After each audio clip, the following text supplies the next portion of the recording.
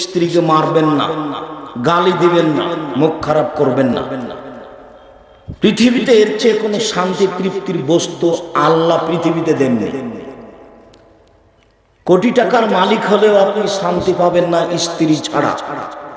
উন্নত মানের ঘর হলেও, দামি চাদর দিয়ে বিছানা সাজালেও তৃপ্তি শান্তি পাবেন না স্ত্রী ছাড়া। এ কথা আল্লাহ বলেন, এ কথা নবী বলেন। সব তৃপ্তি, শান্তি, ভালোবাসা আপনার স্ত্রীর মধ্যে আল্লাহ রেখে দিয়েছেন। অতএব এইটা গালি দিয়ে মেরে এই পরিবেশ নষ্ট করিয়েন না। আল্লাহ রাসূল বলছেন, আর চারটা জিনিস আছে যার সুখময় জীবন তার। চারটে জিনিস আছে যার সুখময় জীবন তার। আল্লাহ রাসূল বলছেন, চারটে জিনিস আছে যার সুখময় জীবন তার। এক, আল মারাতুস সালেহা, ভালো স্ত্রী। দুই, আল জারুস সালেহ, ভালো প্রতিবেশী। তিন, আল মারকাবুল হানি, একটা ভালো গাড়ি। সাইকেলের যেন চেন না পড়ে, তাহলে ভালো গাড়ি। চার, আল বাইতুল ওয়াসি, প্রশস্ত ঘর।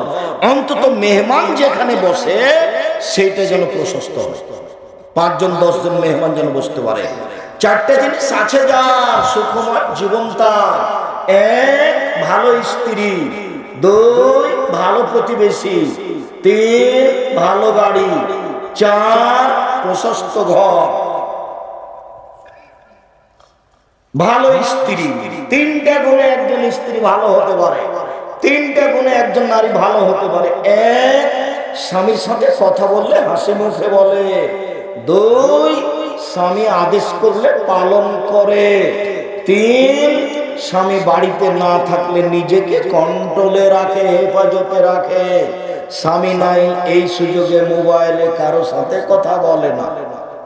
পরহেজগারি তো ওখানে কেটে গেছে, তাহাজ্জুদ ঠিকই পড়ে, বোরকা ঠিকই পড়ে, কিন্তু স্বামী যখন থাকে না তখন মোবাইলে আরেকজনের সাথে কথা বলে। হাজারো লক্ষ কোটি নারীকে মোবাইল ঘায়ল করেছে। তওবা করে এখান থেকে ফিরে আসতে হবে।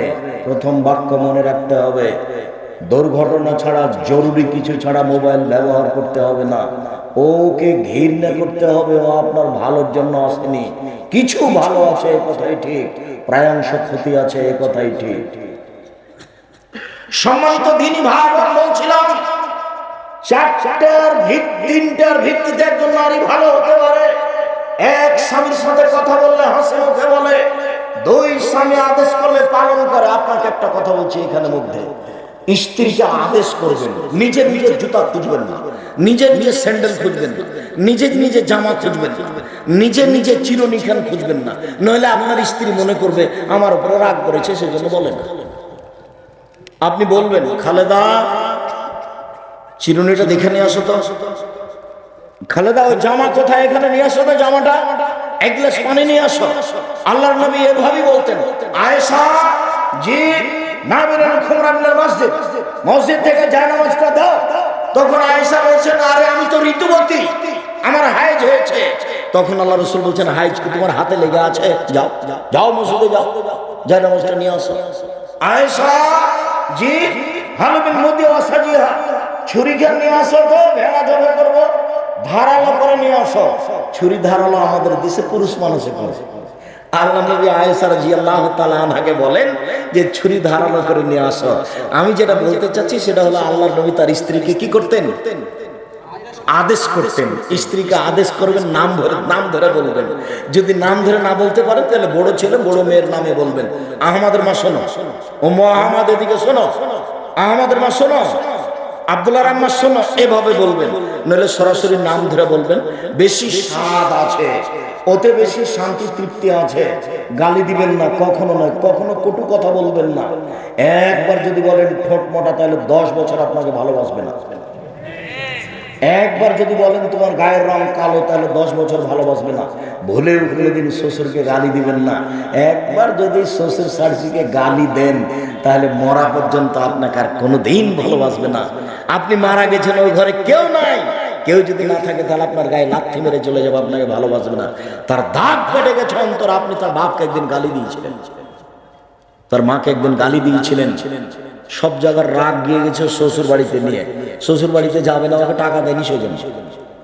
কাপুরুষ, আমি তোমাকে বলিনি যে ভিক্ষা করে খেতে হবে, যৌতুক নিতে হবে না? আব্দুর রাজ্জাক সাহেব, এটা রাজশাহী তাহেরপুর, আমরা যৌতুক নিই না। আচ্ছা ঠিক আছে, এই কথাই ঠিক। যৌতুক নেই রংপুর, লালমনিরহাট, নীলফামারী, কুড়িগ্রাম, পঞ্চগড়, ঠাকুরগাঁয়ের লোকেরা। আমরা যৌতুক নিই না, এই দোষ আমরা ঘাড়ে করতে রাজি নই, নিব না। যদি ভুল করে কেউ করে থাকি তাহলে সন্দেহ হতে হতে ফেরত দিতে হবে।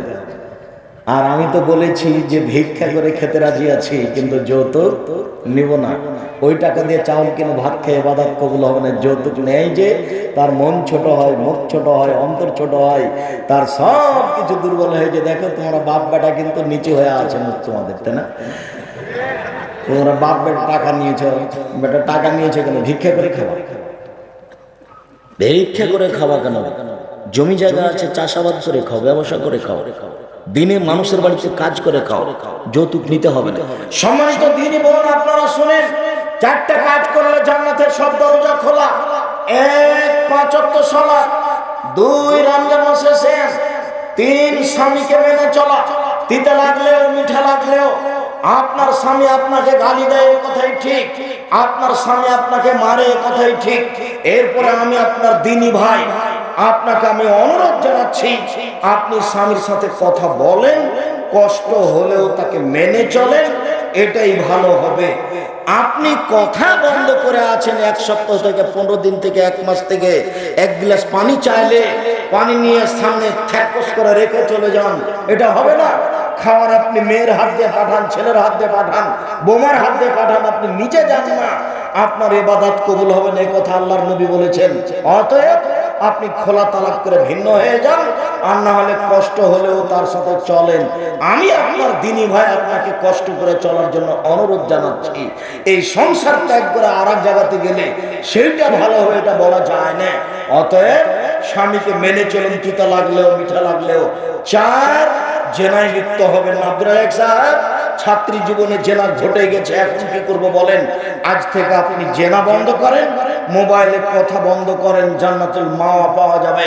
আল্লাহ তাআলা বলেন, পৃথিবীর মানুষ শুনে রাখো, ওয়ালা নাসামিল হাওয়া ফাইনাল জান্নাতু হিয়াল মাওয়া। পৃথিবীর পুরুষ নারী যারা অশ্লীল কাজকে বন্ধ করলো, পৃথিবীর পুরুষ নারী যারা অশ্লীল কাজকে বন্ধ করলো, আমি আল্লাহ তাদেরকে জান্নাতুল মাওয়া দিয়ে দিলাম। চিরদিনের জন্য তারা জান্নাতুল মাওয়া ভোগ করবে, আমি তাদের দিয়ে দিলাম। অতএব দিনী বোন, আপনি এই পথে আসেন, ভালো হবে, আপনার জন্য জান্নাতের সব দরজা খোলা।